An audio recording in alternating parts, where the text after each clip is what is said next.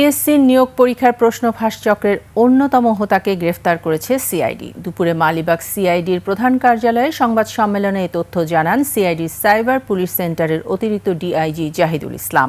এই চক্রটি সামাজিক যোগাযোগ মাধ্যমে সাজেশনের আদলে প্রশ্ন সরবরাহ করে আসছিল বলে অভিযোগ পায় সংস্থাটি। দীপু শিকদারের রিপোর্ট।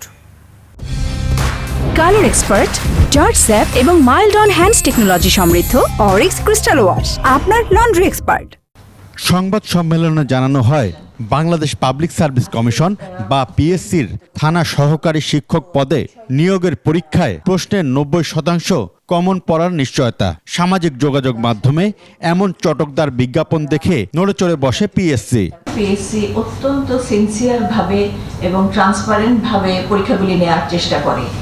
এখন এর মধ্যে কোনো প্রতারণা চক্র বা দুষ্ট চক্র এই পিএসসির উদ্দেশ্যকে ব্যাহত করার চেষ্টা করছে এবং এই কমিশন দায়িত্ব নেওয়ার পর থেকে গত অক্টোবরের পর থেকে আপনারা জানেন কোনো ধরনের প্রশ্ন ফাঁসের অভিযোগ এখন পর্যন্ত পিএসসিতে ওঠেনি।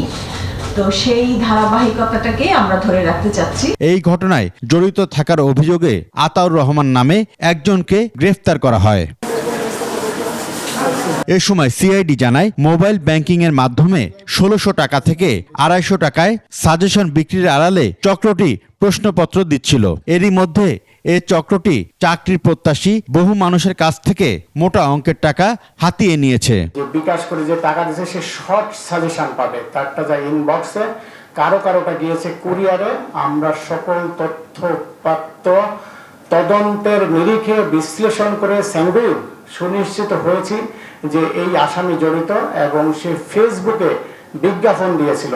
সেই বিজ্ঞাপনের সূত্র ধরে আমরা সেই পেজের অ্যাডমিন ধরে তার নাম্বার তথ্য প্রযুক্তির সহায়তায় ট্র্যাক করে জামালপুর জেলার মেলান্দ থেকে তাকে আমরা গ্রেফতার করতে সক্ষম হয়েছি। এই প্রতারক চক্রের সঙ্গে জড়িত অন্যদের গ্রেফতারে অভিযান চলছে বলে জানায় সিআইডি। দীপু শিকদার, ২১ টেলিভিশন, ঢাকা।